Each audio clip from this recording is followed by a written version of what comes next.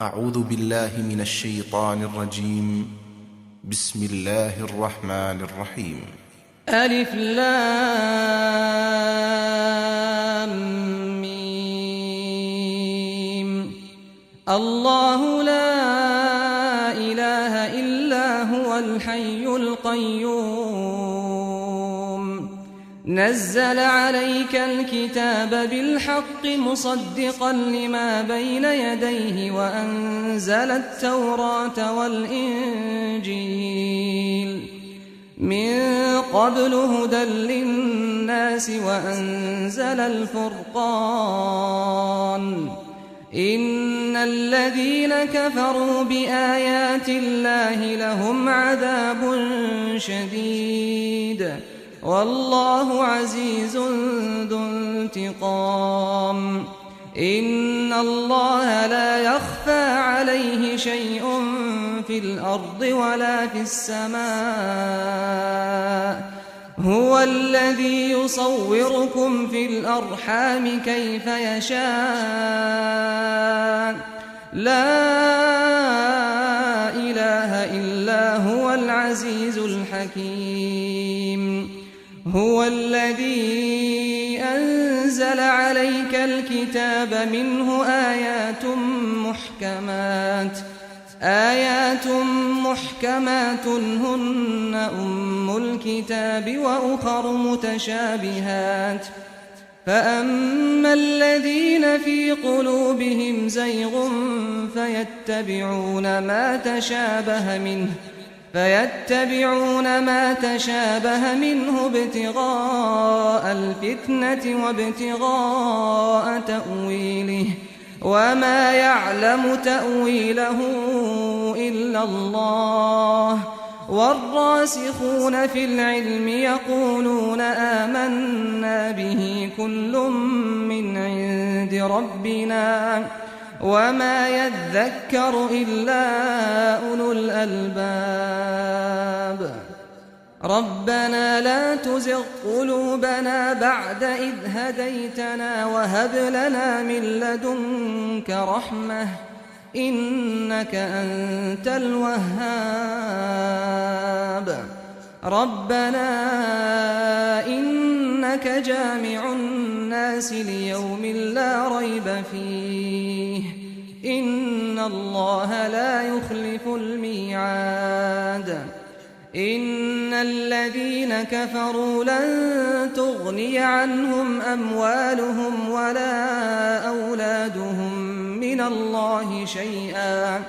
وأولئك هم وقود النار كدأب آل فرعون والذين من قبلهم كذبوا بآياتنا فأخذهم الله بذنوبهم والله شديد العقاب قل للذين كفروا ستغلبون وتحشرون إلى جهنم وبئس المهاد قد كان لكم آية في فئتين التقتا فئة تقاتل في سبيل الله وأخرى كافرة يرونهم مثليهم رأي العين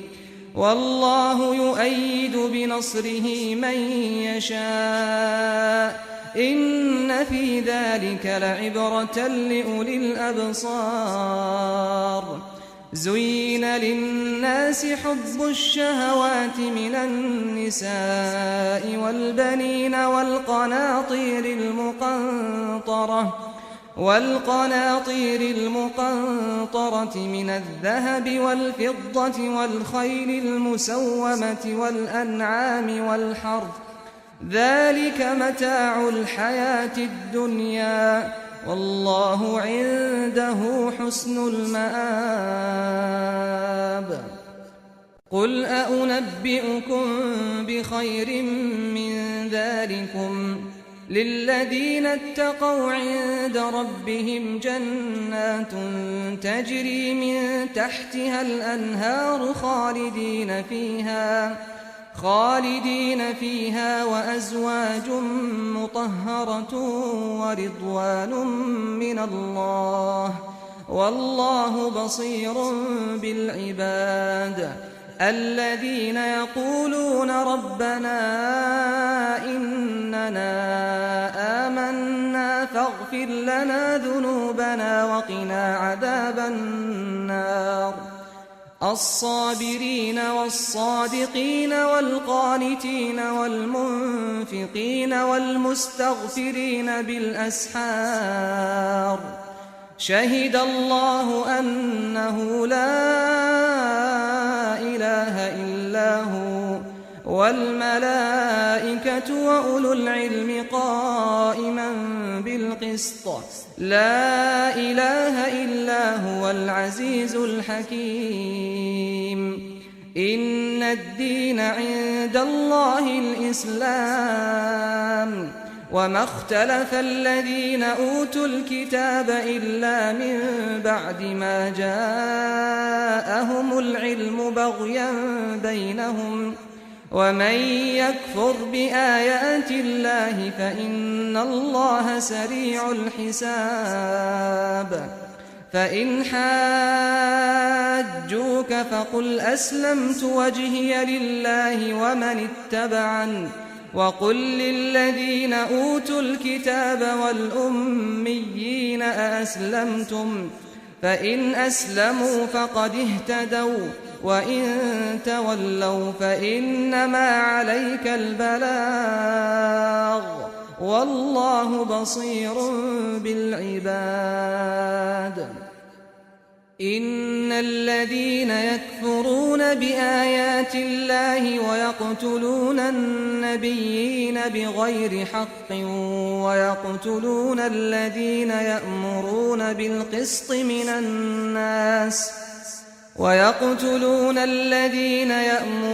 بالقسط من الناس فبشرهم بعذاب أليم أولئك الذين حبطت أعمالهم في الدنيا والآخرة وما لهم من ناصرين ألم تر إلى الذين أوتوا نصيبا من الكتاب يدعون إلى كتاب الله ليحكم بينهم ثم يتولى فريق منهم وهم معرضون ذلك بأنهم قالوا لن تمسنا النار إلا أياما معدودات وغرهم في دينهم ما كانوا يفترون فكيف إذا جمعناهم ليوم لا ريب فيه ووفيت كل نفس ما كسبت وهم لا يظلمون قل اللهم مالك الملك تؤتي الملك من تشاء وتنزع الملك ممن تشاء وتعز من تشاء وتذل من تشاء بيدك الخير إنك على كل شيء قدير تولج الليل في النهار وتولج النهار في الليل وتخرج الحي من الميت وتخرج الميت من الحي وترزق من تشاء بغير حساب لا يتخذ المؤمنون الكافرين أولياء من دون المؤمنين ومن يفعل ذلك فليس من الله في شيء إلا أن تتقوا منهم تقاه ويحذركم الله نفسه وإلى الله المصير قل إن تخفوا ما في صدوركم أو تبدوه يعلمه الله ويعلم ما في السماوات وما في الأرض والله على كل شيء قدير يوم تجد كل نفس ما عملت من خير محضرا وما عملت من سوء تود لو أن بينها وبينه أمدا بعيدا ويحذركم الله نفسه والله رؤوف بالعباد قل إن كنتم تحبون الله فاتبعوني يحببكم الله ويغفر لكم ذنوبكم والله غفور رحيم قل أطيعوا الله والرسول فإن تولوا فإن الله لا يحب الكافرين إن الله اصطفى آدم ونوحا وآل إبراهيم وآل عمران على العالمين ذرية بعضها من بعض والله سميع عليم إذ قالت امرأة عمران رب إني نذرت لك ما في بطني محررا فتقبل مني إنك أنت السميع العليم فلما وضعتها قالت رب إني وضعتها أنثى والله أعلم بما وضعت وليس الذكر كالأنثى وإني سميتها مريم وإني أعيذها بك وذريتها من الشيطان الرجيم فتقبلها ربها بقبول حسن وأنبتها نباتا حسنا وكفلها زكريا كلما دخل عليها زكريا المحراب وجد عندها رزقا قال يا مريم أنى لك هذا قالت هو من عند الله إن الله يرزق من يشاء بغير حساب هنالك دعا زكريا ربه قال رب هب لي من لدنك ذرية طيبة إنك سميع الدعاء فنادته الملائكة وهو قائم يصلي في المحراب أن الله يبشرك بيحيى مصدقا بكلمة من الله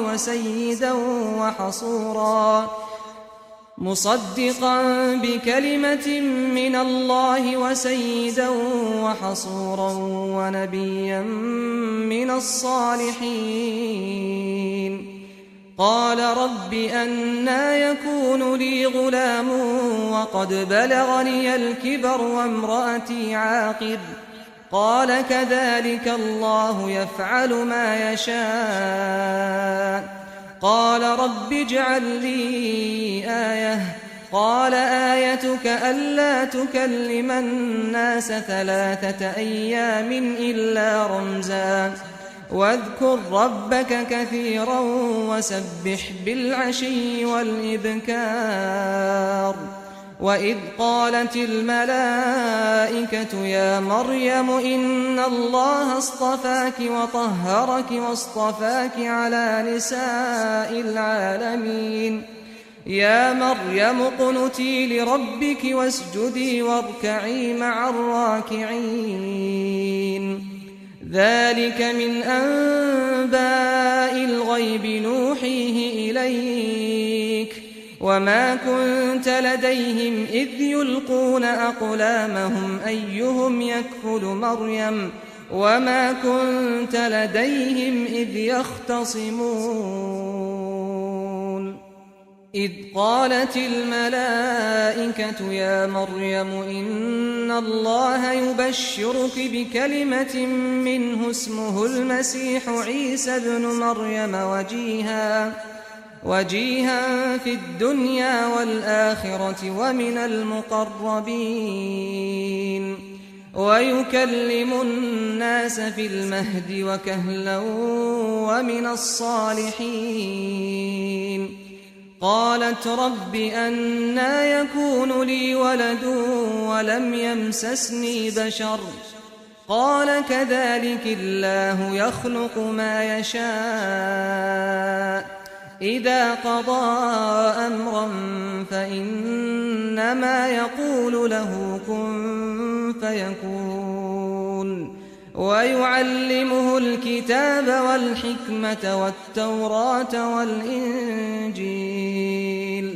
ورسولا إلى بني إسرائيل أني قد جئتكم بآية من ربكم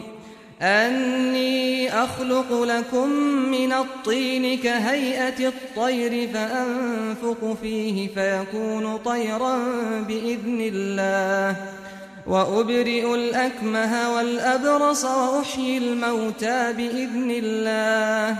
وأنبئكم بما تأكلون وما تدخرون في بيوتكم إن في ذلك لآية لكم إن كنتم مؤمنين. ومصدقا لما بين يدي من التوراة ولأحل لكم بعض الذي حرم عليكم وجئتكم بآية من ربكم فاتقوا الله وأطيعون. إن الله ربي وربكم فاعبدوه هذا صراط مستقيم. فلما أحس عيسى منهم الكفر قال من أنصاري إلى الله قال الحواريون نحن أنصار الله آمنا بالله واشهد بأننا مسلمون. ربنا آمنا بما أنزلت واتبعنا الرسول فاكتبنا مع الشاهدين. ومكروا ومكر الله والله خير الماكرين. إذ قال الله يا عيسى إني متوفيك ورافعك إلي ومطهرك من الذين كفروا وجاعل الذين اتبعوك فوق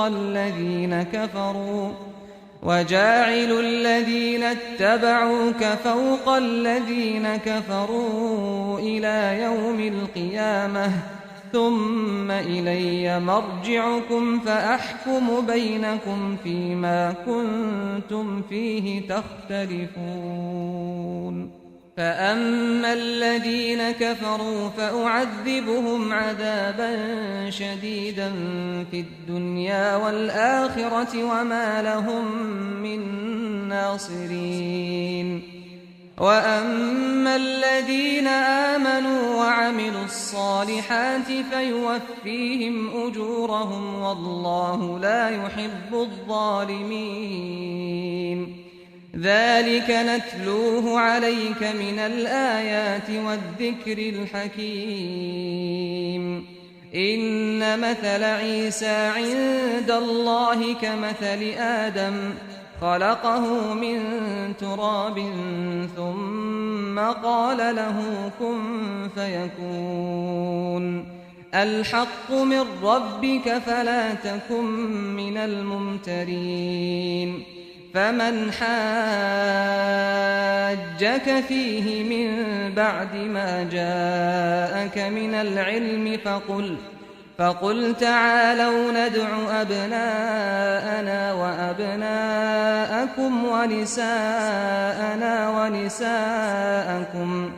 ونساءنا ونساءكم وأنفسنا وأنفسكم ثم نبتهل فنجعل لعنة الله على الكاذبين. إن هذا لهو القصص الحق وما من إله إلا الله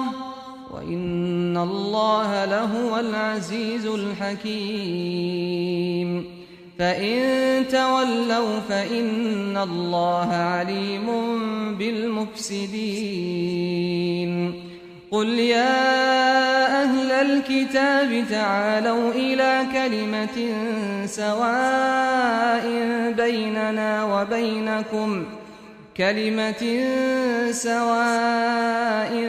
بيننا وبينكم ألا نعبد إلا الله ولا نشرك به شيئا ولا يتخذ بعضنا بعضا أربابا من دون الله فإن تولوا فقولوا اشهدوا بأننا مسلمون. يا أهل الكتاب لم تحاجون في إبراهيم وما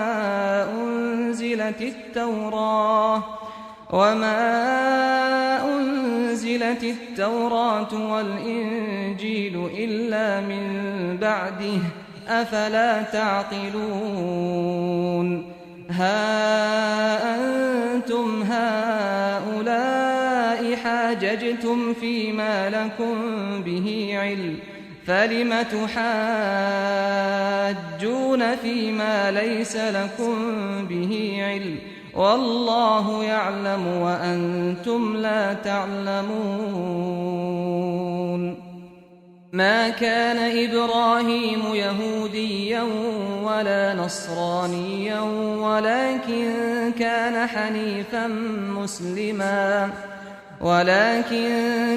حنيفا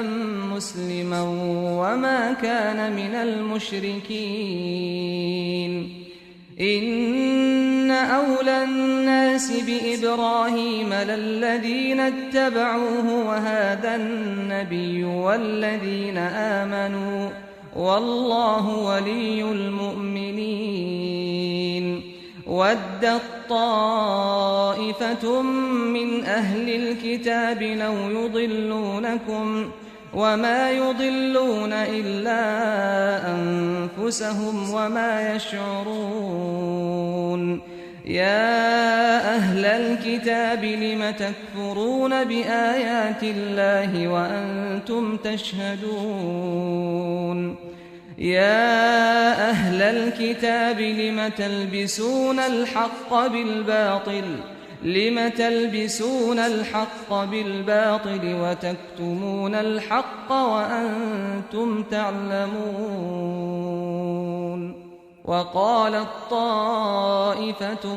من أهل الكتاب آمنوا بالذي أنزل على الذين آمنوا وجه النهار واكفروا آخره لعلهم يرجعون.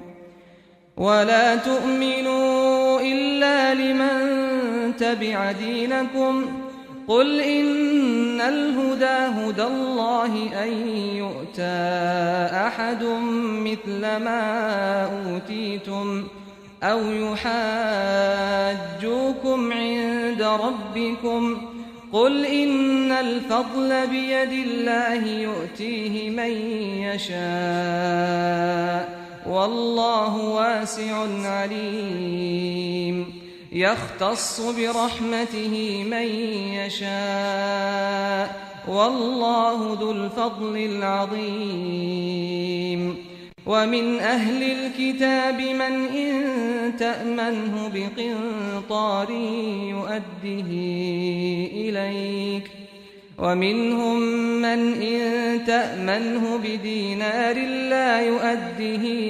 إليك إلا ما دمت عليه قائما ذلك بأنهم قالوا ليس علينا في الأميين سبيل ويقولون على الله الكذب وهم يعلمون بلى من أوفى بعهده واتقى فإن الله يحب المتقين إن الذين يشترون بعهد الله وأيمانهم ثمنا قليلا أولئك لا خلاق لهم في الآخرة ولا يكلمهم الله ولا ينظر إليهم يوم القيامة ولا يزكيهم ولهم عذاب أليم وإن منهم لفريقا يلوون ألسنتهم بالكتاب لتحسبوه من الكتاب وما هو من الكتاب ويقولون هو من عند الله وما هو من عند الله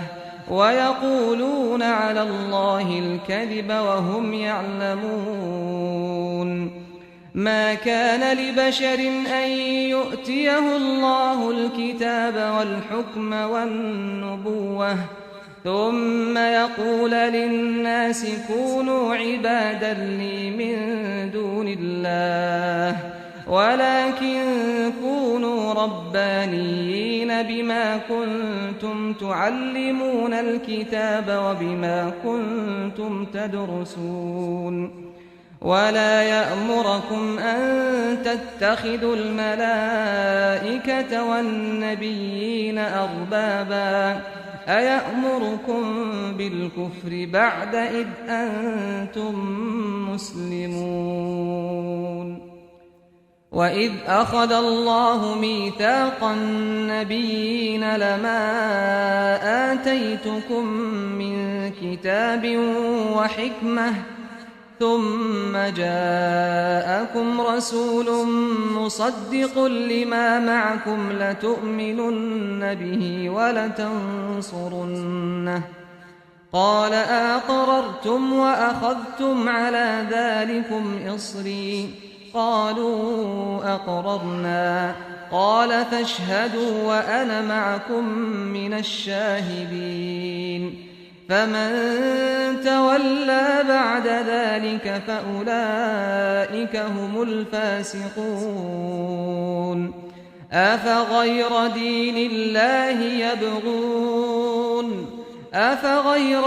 الله يبغون وله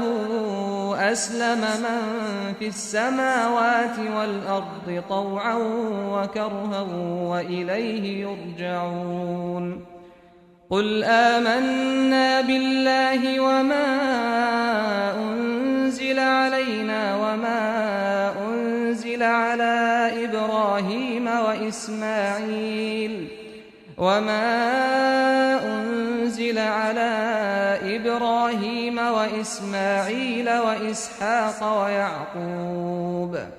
وإسحاق ويعقوب والأسباط وما أوتي موسى وعيسى والنبيون من ربهم لا نفرق بين أحد منهم ونحن له مسلمون ومن يبتغ غير الإسلام دينا فلن يقبل منه وهو في الآخرة من الخاسرين كيف يهدي الله قوما كفروا بعد إيمانهم وشهدوا أن الرسول حق وجاءهم البينات والله لا يهدي القوم الظالمين أولئك جزاؤهم أن عليهم لعنة الله والملائكة والناس أجمعين خالدين فيها لا يخفف عنهم العذاب ولا هم ينظرون إلا الذين تابوا من بعد ذلك وأصلحوا فإن الله غفور رحيم إن الذين كفروا بعد إيمانهم ثم ازدادوا كفرا لن تقبل توبتهم وأولئك هم الضالون. إن الذين كفروا وماتوا وهم كفار فلن يقبل من أحدهم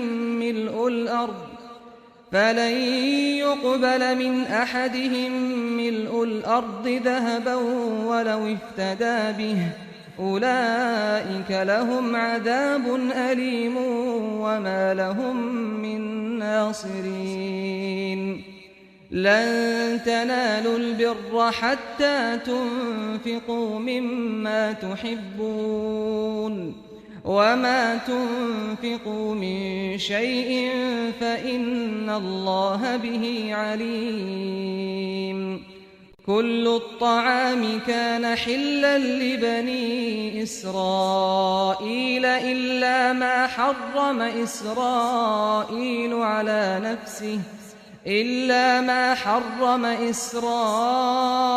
على نفسه من قبل أن تنزل التوراة. قل فأتوا بالتوراة فاتلوها إن كنتم صادقين. فمن افترى على الله الكذب من بعد ذلك فأولئك هم الظالمون.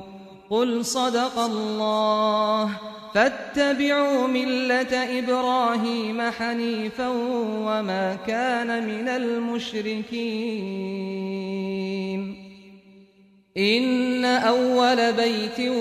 وضع للناس للذي ببكة مباركا وهدى للعالمين. فيه آيات بينات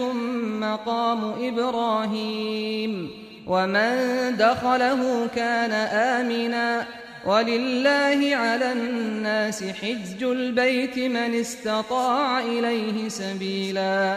ومن كفر فإن الله غني عن العالمين. قل يا أهل الكتاب لم تكفرون بآيات الله والله شهيد على ما تعملون. قل يا أهل الكتاب لم تصدون عن سبيل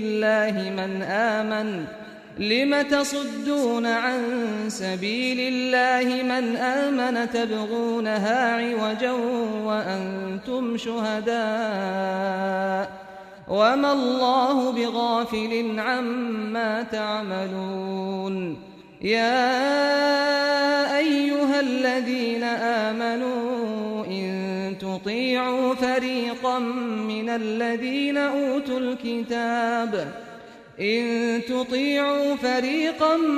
الذين أوتوا الكتاب يردوكم بعد إيمانكم كافرين. وكيف تكفرون وأنتم تتلى عليكم آيات الله وفيكم رسوله ومن يعتصم بالله فقد هدي إلى صراط مستقيم. يا أيها الذين آمنوا اتقوا الله حق تقاته ولا تموتن إلا وأنتم مسلمون. واعتصموا بحبل الله جميعا ولا تفرقوا.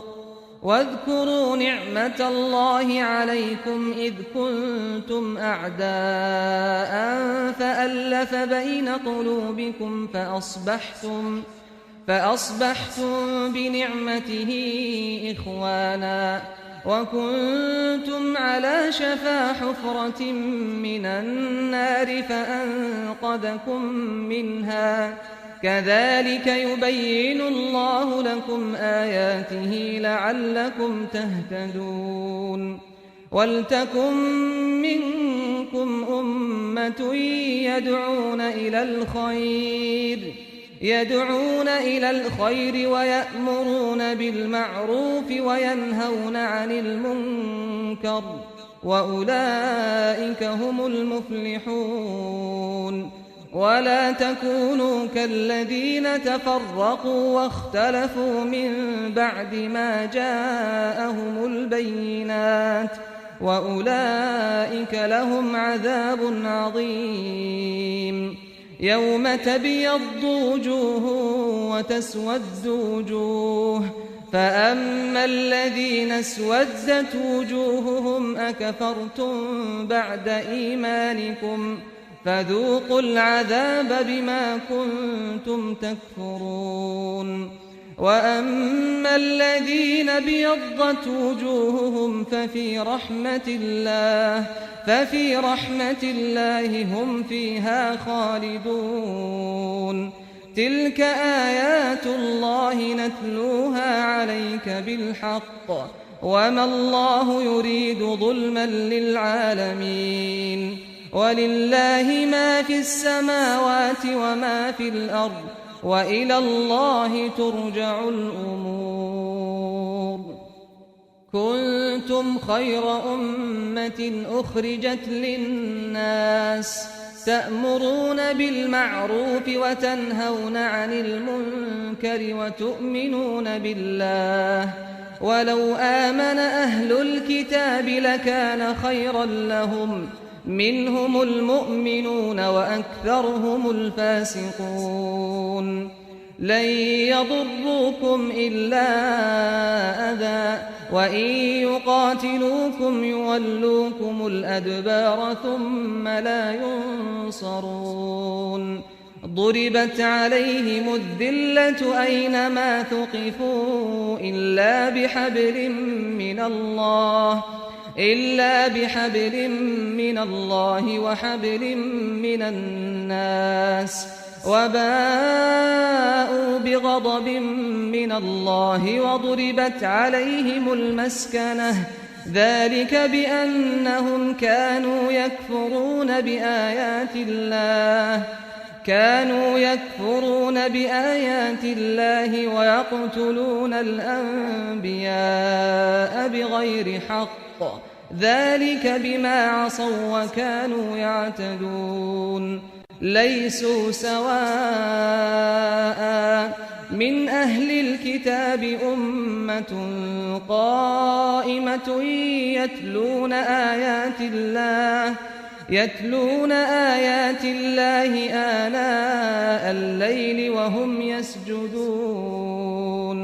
يؤمنون بالله واليوم الآخر ويأمرون بالمعروف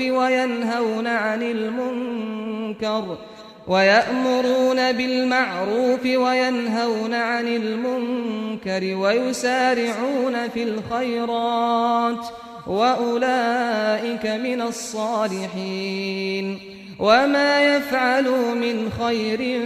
فلن يكفروه والله عليم بالمتقين إن الذين كفروا لن تغني عنهم أموالهم ولا أولادهم من الله شيئا وأولئك أصحاب النار هم فيها خالدون مثل ما ينفقون في هذه الحياة الدنيا كمثل ريح فيها صر أصابت حرث قوم ظلموا أنفسهم فأهلكت وما ظلمهم الله ولكن أنفسهم يظلمون يا أيها الذين آمنوا لا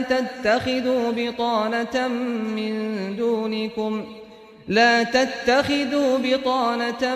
من دونكم لا يألونكم خبالا ودوا ما عنتم قد بدت البغضاء من أفواههم وما تخفي صدورهم أكبر قد بينا لكم الآيات إن كنتم تعقلون ها أنتم أولئك تحبونهم ولا يحبونكم وتؤمنون بالكتاب كله، وإذا لقوكم قالوا آمنا، وإذا خلوا عضوا عليكم الأنامل من الغيظ، قل موتوا بغيظكم إن الله عليم بذات الصدور. إن تمسسكم حسنة تسؤهم، وإن تصبكم سيئة يفرحوا بها، وإن تصبروا وتتقوا لا يضركم كيدهم شيئا، إن الله بما يعملون محيط. وإذ غدوت من أهلك تبوئ المؤمنين مقاعد للقتال والله سميع عليم. إذ هم الطائفتان منكم أن تفشلا والله وليهما وعلى الله فليتوكل المؤمنون. ولقد نصركم الله ببدر وأنتم أذلة فاتقوا الله لعلكم تشكرون. إذ تقول للمؤمنين ألن يكفيكم أن يمدكم ربكم ب3,000 من الملائكة منزلين؟ بلى إن تصبروا وتتقوا ويأتوكم من فورهم هذا يمددكم ربكم ب5,000 من الملائكة مسومين. وما جعله الله إلا بشرى لكم ولتطمئن قلوبكم به، وما النصر إلا من عند الله العزيز الحكيم. ليقطع طرفا من الذين كفروا أو يكبتهم فينقلبوا خائبين. ليس لك من الأمر شيء أو يتوب عليهم أو يعذبهم فإنهم ظالمون. ولله ما في السماوات وما في الأرض، يغفر لمن يشاء ويعذب من يشاء والله غفور رحيم. يا أيها الذين آمنوا لا تأكلوا الربا أضعافا مضاعفة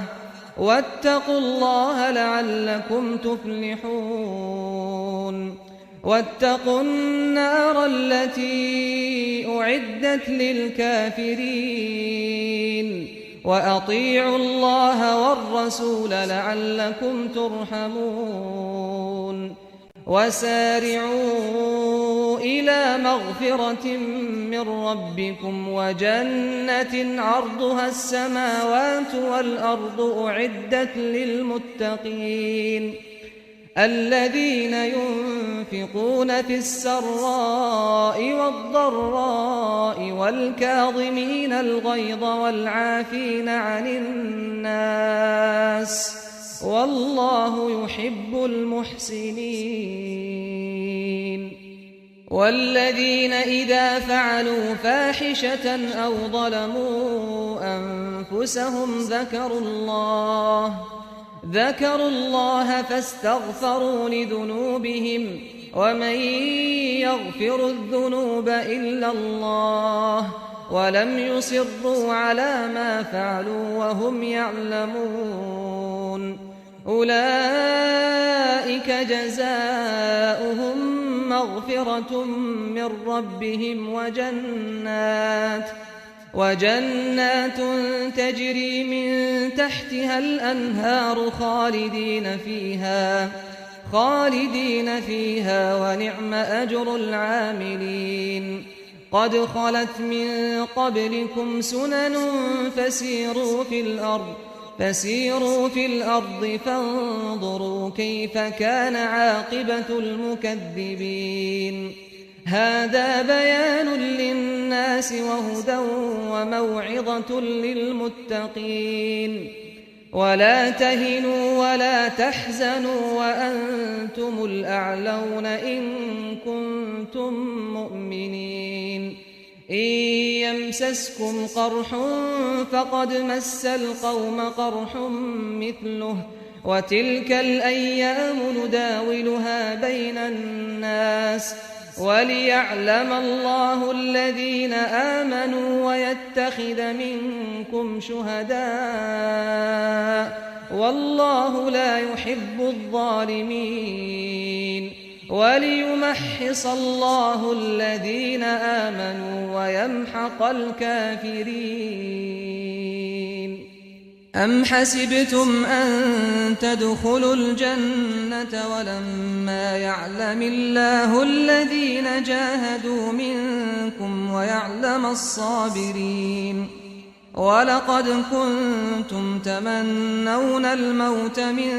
قبل أن تلقوه فقد رأيتموه وأنتم تنظرون وما محمد إلا رسول قد خلت من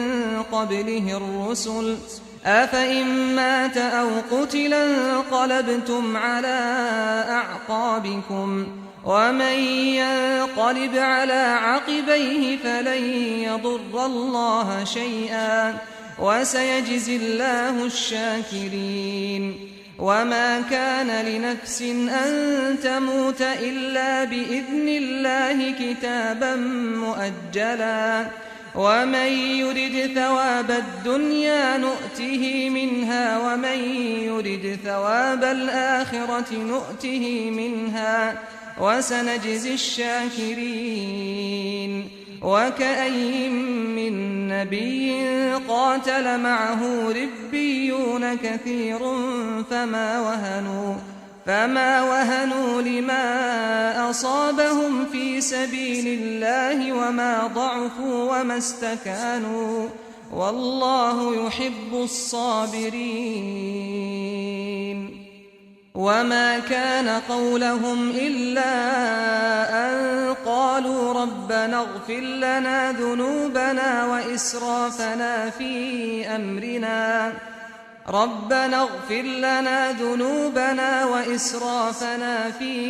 أمرنا وثبت أقدامنا وانصرنا على القوم الكافرين فآتاهم الله ثواب الدنيا وحسن ثواب الآخرة والله يحب المحسنين يا أيها الذين آمنوا إن تطيعوا الذين كفروا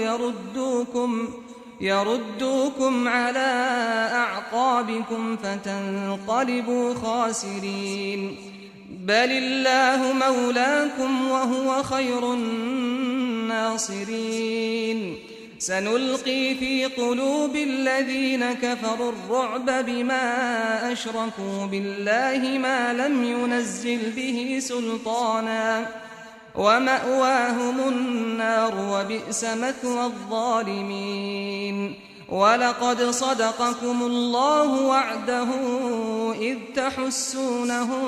بإذنه حتى إذا فشلتم وتنازعتم في الأمر وعصيتم من بعد ما أراكم ما تحبون منكم من يريد الدنيا ومنكم من يريد الآخرة ثم صرفكم عنهم ليبتليكم ولقد عفا عنكم والله ذو فضل على المؤمنين إذ تصعدون ولا تلوون على أحد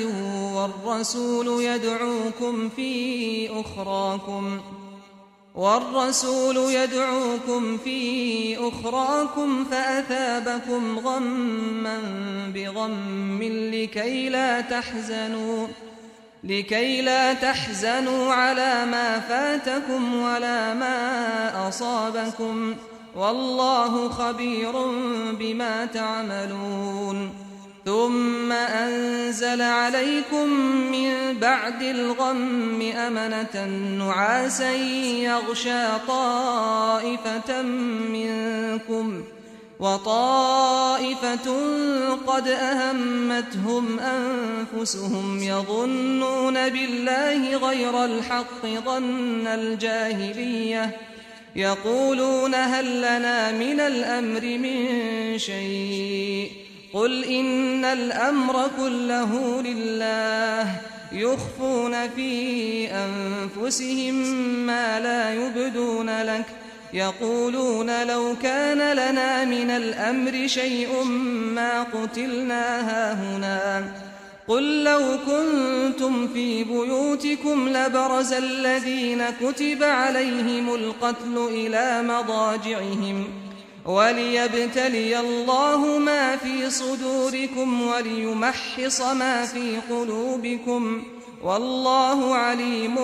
بذات الصدور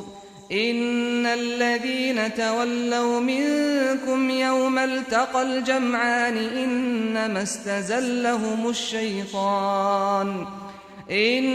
استزلهم الشيطان ببعض ما كسبوا ولقد عفى الله عنهم إن الله غفور حليم يا أيها الذين آمنوا لا تكونوا كالذين كفروا وقالوا لإخوانهم إذا ضربوا في الأرض أو كانوا غزا لو كانوا عندنا ما ماتوا وما قتلوا ليجعل الله ذلك حسرة في قلوبهم والله يحيي ويميت والله بما تعملون بصير ولئن قتلتم في سبيل الله أو متم لمغفرة من الله ورحمة خير مما يجمعون ولئن متم أو قتلتم لإلى الله تحشرون فبما رحمة من الله لنت لهم ولو كنت فظا غليظ القلب لانفضوا من حولك فاعف عنهم واستغفر لهم وشاورهم في الأمر فإذا عزمت فتوكل على الله إن الله يحب المتوكلين إن ينصركم الله فلا غالب لكم وإن يخذلكم فمن ذا الذي ينصركم من بعده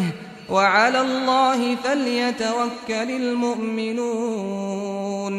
وما كان لنبي أن يغل ومن يغلل يأت بما غل يوم القيامة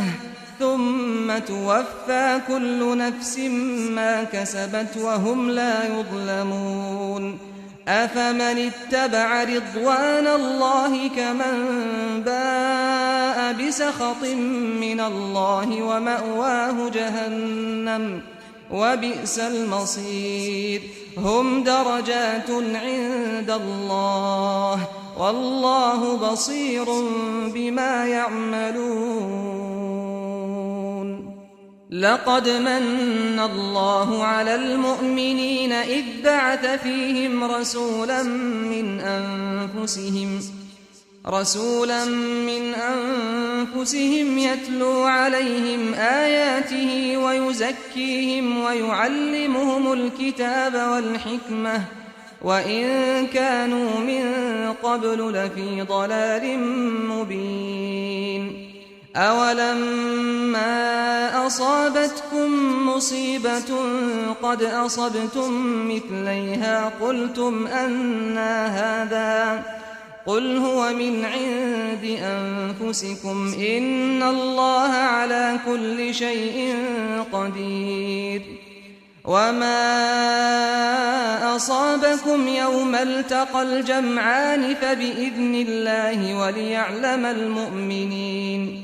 وليعلم الذين نافقوا وقيل لهم تعالوا قاتلوا في سبيل الله أو ادفعوا قالوا لو نعلم قتالا لاتبعناكم هم للكفر يومئذ أقرب منهم للإيمان يقولون بأفواههم ما ليس في قلوبهم والله أعلم بما يكتمون الذين قالوا لإخوانهم وقعدوا لو أطاعونا ما قتلوا قل فادرءوا عن أنفسكم الموت إن كنتم صادقين ولا تحسبن الذين قتلوا في سبيل الله أمواتا بل أحياء عند ربهم يرزقون فرحين بما آتاهم الله من فضله ويستبشرون بالذين لم يلحقوا بهم من خلفهم ألا خوف عليهم ولا هم يحزنون يستبشرون بنعمة من الله وفضل وأن الله لا يضيع أجر المؤمنين الذين استجابوا لله والرسول من بعد ما أصابهم القرح للذين أحسنوا منهم واتقوا أجر عظيم الذين قال لهم الناس إن الناس قد جمعوا لكم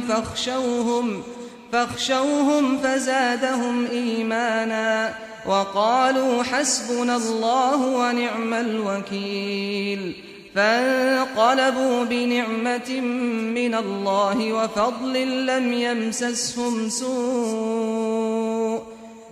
يمسسهم سوء واتبعوا رضوان الله والله ذو فضل عظيم إنما ذلكم الشيطان يخوف أولياءه فلا تخافوهم وخافون إن كنتم مؤمنين ولا يحزنك الذين يسارعون في الكفر إنهم لن يضروا الله شيئا يريد الله ألا يجعل لهم حظا في الآخرة ولهم عذاب عظيم إن الذين اشتروا الكفر بالإيمان لن يضروا الله شيئا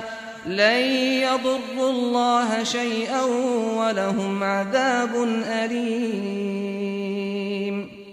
ولا يحسبن الذين كفروا أنما نملي لهم خير لأنفسهم إنما نملي لهم ليزدادوا إثما ولهم عذاب مهين ما كان الله ليذر المؤمنين على ما أنتم عليه حتى يميز الخبيث من الطيب وما كان الله ليطلعكم على الغيب ولكن الله يجتبي من رسله من يشاء فآمنوا بالله ورسله وإن تؤمنوا وتتقوا فلكم أجر عظيم ولا يحسبن الذين يبخلون بما آتاهم الله من فضله هو خيرا لهم بل هو شر لهم سيطوقون ما بخلوا به يوم القيامة ولله ميراث السماوات والأرض والله بما تعملون خبير لقد سمع الله قول الذين قالوا إن الله فقير ونحن أغنياء سنكتب ما قالوا وقتلهم الأنبياء بغير حق ونقول ذوقوا عذاب الحريق ذلك بما قدمت أيديكم وأن الله ليس بظلام للعبيد الذين قالوا إن الله عهد إلينا ألا نؤمن لرسول حتى يأتينا بقربان تأكله النار قل قد جاءكم رسل من قبلي بالبينات وبالذي قلتم فلم قتلتموهم إن كنتم صادقين فإن كذبوك فقد كذب رسل من قبلك جاءوا بالبينات والزبر والكتاب المنير كل نفس ذائقة الموت وإنما توفون أجوركم يوم القيامة فمن زحزح عن النار وأدخل الجنة فقد فاز وما الحياة الدنيا إلا متاع الغرور لتبلغن في أموالكم وأنفسكم ولتسمعن من الذين أوتوا الكتاب من قبلكم ومن الذين أشركوا أذى كثيرا وإن تصبروا وتتقوا فإن ذلك من عزم الأمور وإذ أخذ الله ميثاق الذين أوتوا الكتاب لتبيننه للناس ولا تكتمونه فنبذوه وراء ظهورهم واشتروا به ثمنا قليلا فبئس ما يشترون لا تحسبن الذين يفرحون بما أتوا ويحبون أن يحمدوا بما لم يفعلوا فلا تحسبنهم بمفازة من العذاب ولهم عذاب أليم ولله ملك السماوات والأرض والله على كل شيء قدير إن في خلق السماوات والأرض واختلاف الليل والنهار لآيات لأولي الألباب الذين يذكرون الله قياما وقعودا وعلى جنوبهم ويتفكرون في خلق السماوات والأرض ربنا ما خلقت هذا باطلا سبحانك فقنا عذاب النار ربنا إنك من تدخل النار فقد أخزيته وما للظالمين من أنصار ربنا إننا سمعنا مناديا ينادي للإيمان أن آمنوا بربكم فآمنا ربنا فاغفر لنا ذنوبنا وكفر عنا سيئاتنا وتوفنا مع الأبرار ربنا وآتنا ما وعدتنا على رسلك ولا تخزنا يوم القيامة إنك لا تخلف الميعاد فاستجاب لهم ربهم أني لا أضيع عمل عامل منكم من ذكر أو أنثى بعضكم من بعض فالذين هاجروا وأخرجوا من ديارهم وأوذوا في سبيلي وقاتلوا وقتلوا لأكفرن عنهم سيئاتهم